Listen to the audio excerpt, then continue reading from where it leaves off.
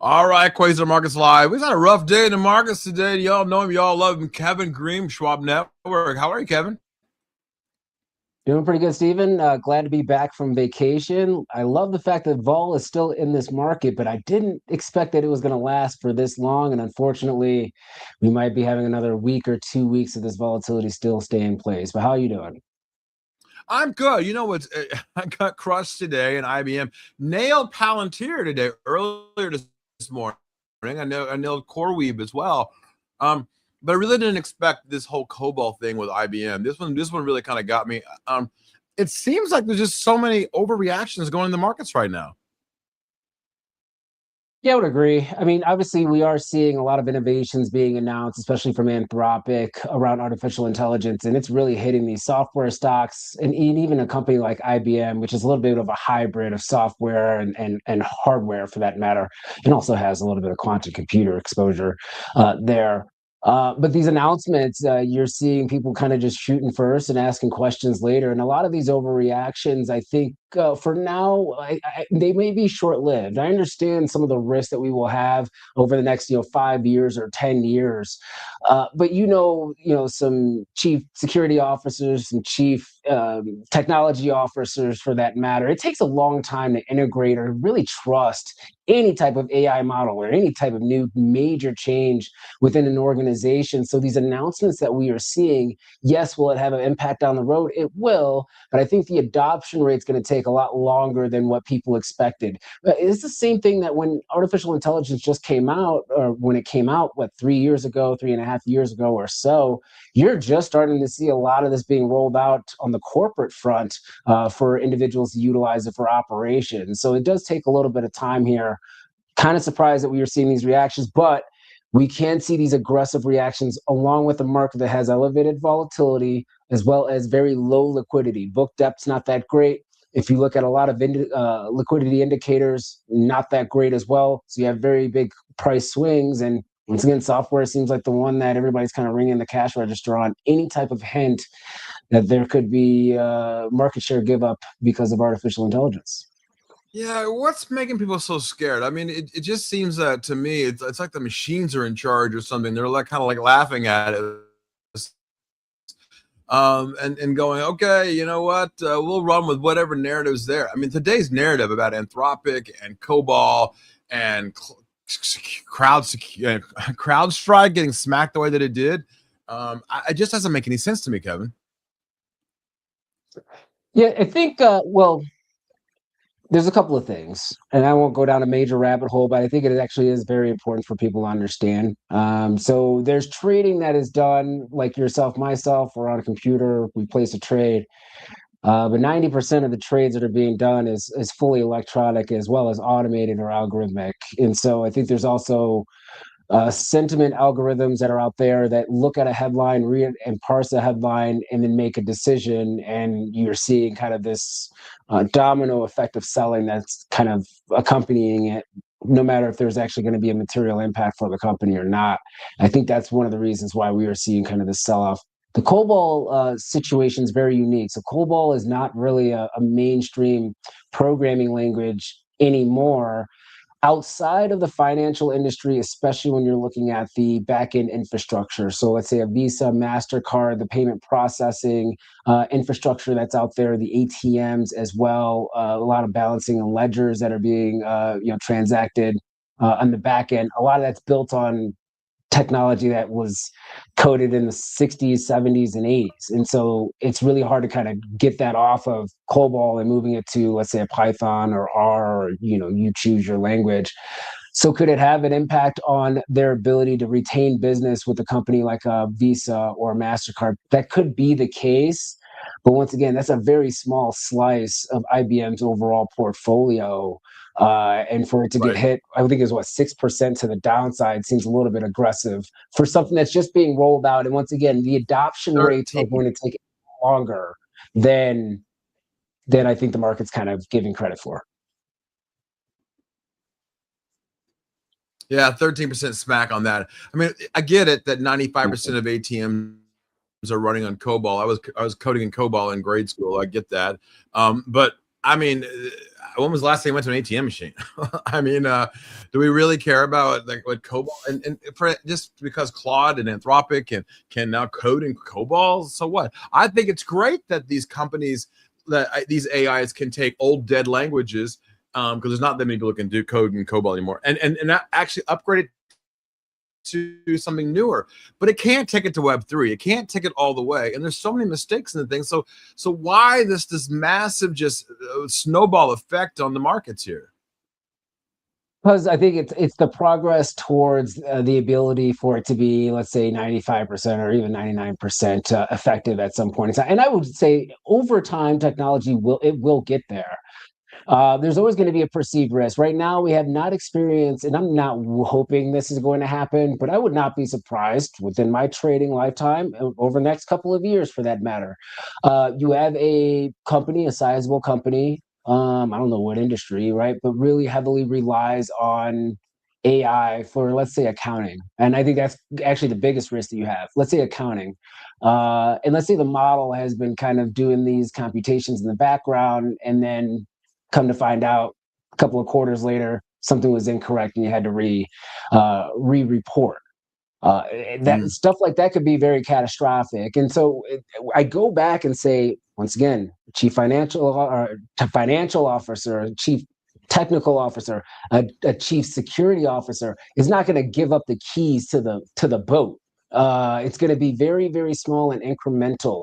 We all can see what's going to happen down the road. I don't think that anybody's oblivious to the fact that artificial intelligence will cannibalize a lot of current jobs. I think there will be new jobs that are going to be created. It will make everybody a lot more efficient. And the efficiency this is the problem. The efficiency is the goal. I get nervous though, Stephen, that everybody's That's looking right. for this big revenue driver and margin driver. Or when I say revenue driver from artificial intelligence, and I don't think that's going to be the case. I think it's just the efficiency gains. And that's where you have a problem, because you have hundreds of billions of dollars being spent on CapEx for, let's say, inferencing at this point in time. We pretty much have the weights. We are trading on everything, every single data point that we possibly can get our hands on. A lot of the data centers now are really being focused on inferencing.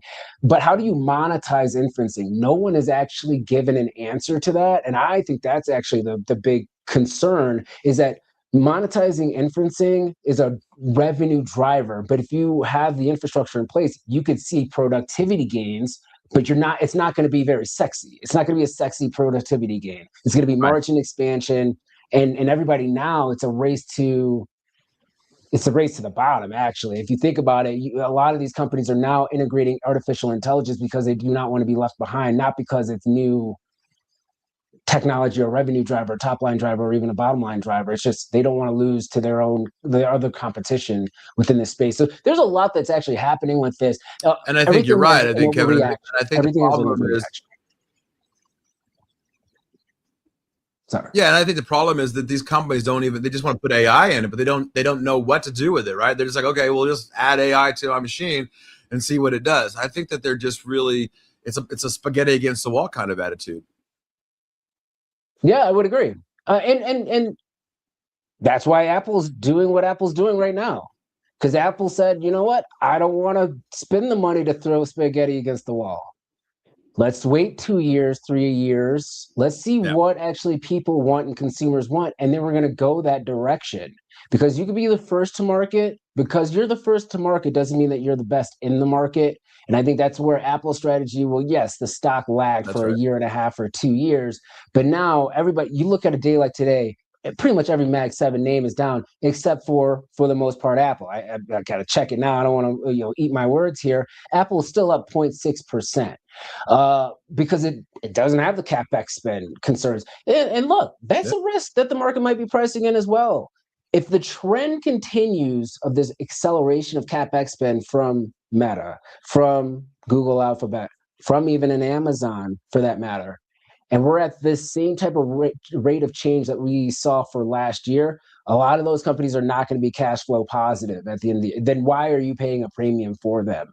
You got to think about that too. So like there might also be some fundamental traders that are out there, fundamental investors that say, hey, I mean, at this rate, this company's not going to be cash flow positive, but I can buy a Colgate that is. That's what I think is going to Which happen. Colgate's not going to give, yeah, Absolutely which right. Colgate's not giving you the growth on top line growth or anything of that nature, but it's going to be cash flow positive. You know that you're going to get your dividend or whatever. For the most part, they're not guaranteed, but that's a part of this rotation trade. I think at first, it's the beginning of the year, it's rebalance, but this thing's starting to snowball here a tad bit. And you look at that weekly chart. I mean, we break that 20-week moving average, which is the 100-day moving average for the most part. We break that with some conviction here. You're talking about a pretty decent and sizable move to the downside, but that doesn't mean that you still can't have alpha within consumer staple stocks. I would say ex Walmart, even Walmart's the favorite of everybody. That one's a little bit expensive. Even materials kind of coming back with the gold trade right now as well. And I would say some real estate stocks or REITs, if you will. So there's still some perceived risk out there, man. Oh, you do like REITs here. Okay. Are you seeing any alpha? I mean, you're absolutely right. I mean, there was some money moving into Realty Income today, or the big REITs, some selling here at the end of the day, obviously, but there was some big money moved in here. And I agree with you on Walmart for sure. Walmart and Costco is one of my big picks for this year. I think you're right on Costco and Walmart. I think that was very smart, but some selling today. But this IBM thing has really got me scratching my head, like going, what is going on here today?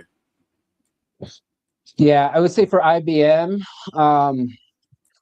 this is an interesting one. Let's kind of put a backdrop to this though, Stephen. IBM is not a sexy stock at all. IBM stays in the background. It's very low beta. It's starting to catch a little bit more of a beta move, but a little bit more of a lower beta. But if you look at this reaction, and it's not even just today, look at the chart, the daily chart. I mean, it's a complete collapse to the downside. I'll have to look at the financials again. I didn't think that they actually had that much. I thought it was pretty well diversified between software and hardware. So for the fact that they're taking it to the woodshed because of this, now you did have a consolidation at around this 310 level. You got a breakdown here. I would say you're looking at 215 as your next major area of support, but be careful around that. You're starting to see a lot of charts like this, Stephen, that are not even getting the counter trend 2-day, 3-day bounces like we normally would see. Here's a couple of examples. Microsoft. You could look at that one. It has the same technical setup as IBM. The only thing that's different is that Microsoft's got a little bit of a gap still to the downside. But that bounce, it wasn't really a true bounce at the end of the day. You would think that maybe some buyers would step in. Now, this one might be getting a little bit closer. The problem that I have with this chart, though, is that Microsoft was the first one to move to the downside. The last tariff tantrum situation, the last time around, Microsoft was the leader for us to break down in the market. COVID-19, Microsoft broke down actually before all of those other names. So it's a good leading indicator, but not a really good counter trend. Make you even guess that this could be a kind of bottom here. And this is one of those stocks, and I know you're talking about IBM, but Microsoft's one of those ones that you look at those technical support levels, especially on the weekly, and you're like, you buy in. It's not a recommendation, but you buy in, and then it just continues to just bleed like a stuck pig, and it doesn't give you a lot of confidence. I think IGV is the same way.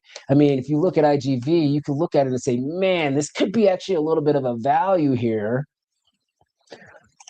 But the update that we had, what was it, on Friday or Thursday? Wasn't on any strong volume. It was more of a short covering rally rather than some new buyer stepping in. And that's where I get a little bit nervous. If you're a trader, if you're an investor, this might be a good little level here. But as a trader, these kind of falling reversals, if you will, or these checkbacks type of patterns haven't really played out to strong 2, 3, 4-day counter trend rallies like you could. I take advantage of that call skew, go out there, scalp a bit, and then get out. These stocks are not really doing that, and that gives me a little bit of caution that there's still a lot more de-risking taking place in this market. Yeah, I can see for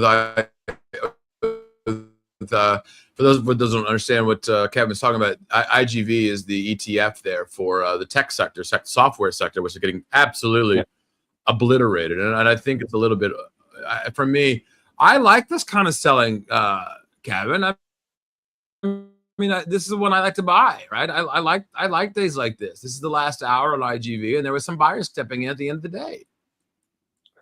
Yeah, technically you like it.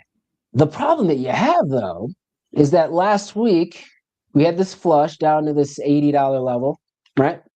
Uh, get to a key area of support, $80 whole number. You had some buyers stepping in. You bought in, got up to, I'm not even going to say 86. It briefly got up there and quickly reversed, but it got up there and then consolidated and failed. And every green day that you saw was on lower volume.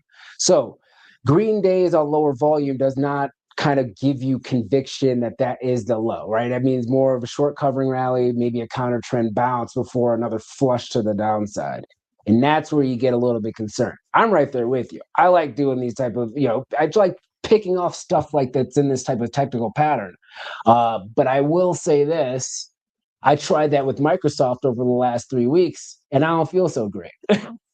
Microsoft breaking below $400 seems a little bit crazy, right? Not crazy, but you would think that a whole number like that, aggressive selling for what, 3 weeks, 4 weeks, 5 weeks in a row, that you would catch a counter trend bounce, key area support, and it's just knifing right through it. Microsoft broke the weekly trend line that's been in place for the last 3 years today. Like it was nothing. It wasn't even like buyers wanted to even attempt a bounce. That makes me a little bit concerned. And then also having an elevated VIX, you're still sitting at a VIX of around 21 or so.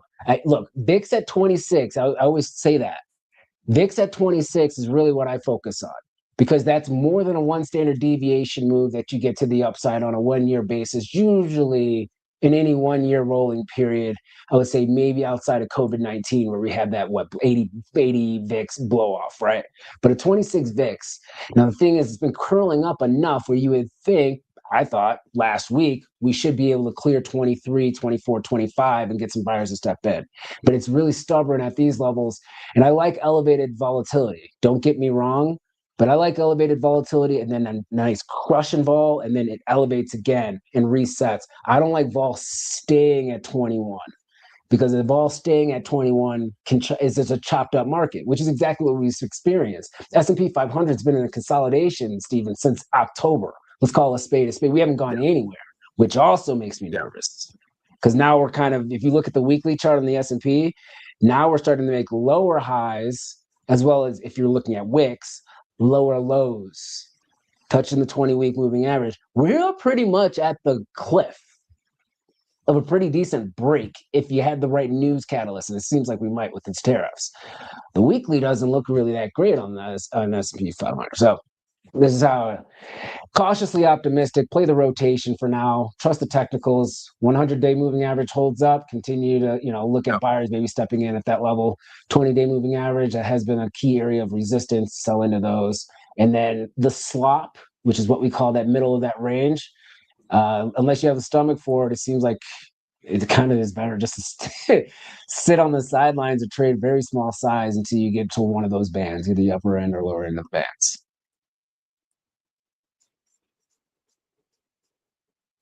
Yeah, and I just pulled up oil. You talk about the VIX volatility. You talk about Tehran. You talk about China. You talk about Ukraine. You talk about, my God, I can keep going on and on and on.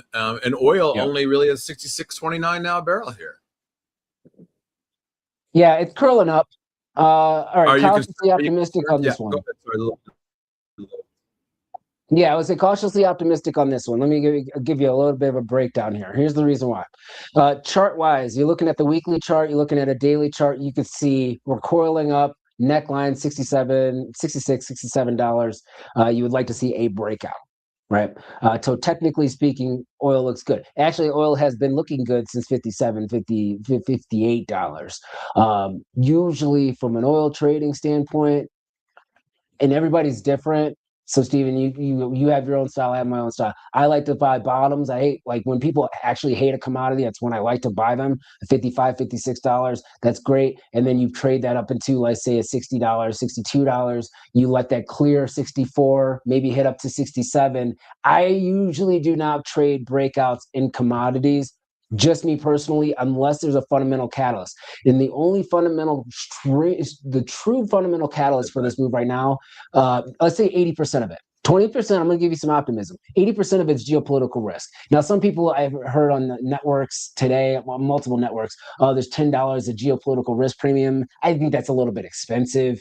If you look at, when you look I at agree. geopolitical risk premium, what you say is you take the geopolitical risk out of it right now and you look at the demand picture and the supply picture. Where did you have buyers really stepping in? We did not have any type of this geopolitical risk on a major scale when it was trading at $56, $57. When it's trading at $60, even for that matter. Now it's trading around $67. I say around $6, $7 of geopolitical risk premium across the board. That includes Iran, that includes Ukraine, and Russia. Ukraine is actually more of a deflator than it is an inflator when it comes to prices here. But the reason why I don't like trading breakouts is because it's actually hitting a key area of resistance here. And if you have that geopolitical risk premium coming out of the market, let's say a deal is done, and we have a taco type of situation here.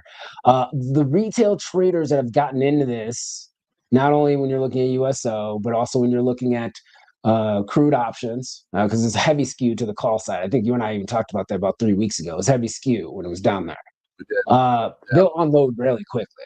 And that's the concern that you have when you try to trade the breakout, trying to trade at 66, 66, 67, trying to break out to that $70 level. It's concerning. Now, other side of that, winter blend to summer blend, we're pretty much, this is like the final week on the refining basis that you're going to start seeing that cycle through many of the gas stations. Northeast is probably going to have some problems with that because of the winter storm. Summer blend, a lot more profitable than winter blend is. Utilization rates, you'll start seeing those kind of creep to the downside as the retooling and everything of that nature kind of takes place. That right sizes.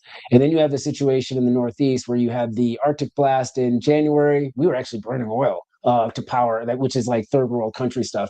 But this, I mean, we were utilizing oil within that type of operation, heating oil as well, which is also diesel, gasoline. Heating oil, diesel is pretty much the same thing. They just change the dye and they can tax one, they don't tax the other. It's kind of a crazy system. But heating oil demand in the Northeast is also drawing down diesel inventory level. So you're actually seeing a little bit of a tightening of supply for oil and diesel. Gasoline, a little bit of a different story, though. Gasoline inventories, in my opinion, given the demand backdrop that we have, doesn't really scream that gasoline is going to rip $3, $4 from here without a geopolitical risk catalyst. So I'm giving you kind of that there is a bullish take here. You're also in Lunar New Year right now. So if you actually see positive gains outside of geopolitical risk during Lunar New Year, which is the next, 3 weeks or so, it's happening right now, because that means China's consumption goes down pretty considerably. Their inventory builds. You'll start seeing supply kind of build up, supply on water, or oil on water, people like to call it, will start to build up. But if the prices continue to move higher, and we're at a stalemate with Iran right now, and that prices continue to move higher, after that Lunar New Year is when you get the draw. Also think about this, and I know I'm talking a lot. You get the draw after you Lunar New Year. Guess what also just happened? I love it. China's tariff just got cut darn near by 60%. What also is going to happen? You're going to get that backlog of orders. Shipping, imports, and exports are going to probably ramp up fairly aggressively over the next month and a half after Lunar New Year. You're going to have this backlog. People are going to try to get ahead of this because now we have 150 days in order for us to try to figure out what's going to happen with tariffs. I don't think the tariff boogeyman is as bad as it was last year. I think people are kind of overplaying that. In fact, you probably have a little bit more of a legal risk from the administration side when it comes to tariffs, but that's a whole nother story. So you also have tariffs coming down, Lunar New Year, oil prices staying elevated, and let's just say Iran kind of stays at the stalemate for the next month and a half, 2 months. That gives you kind of a bullish fundamental backdrop for oil, even though the demand picture here in the United States, in my opinion, on a seasonal basis, is still nothing that's like grandiose, if you will.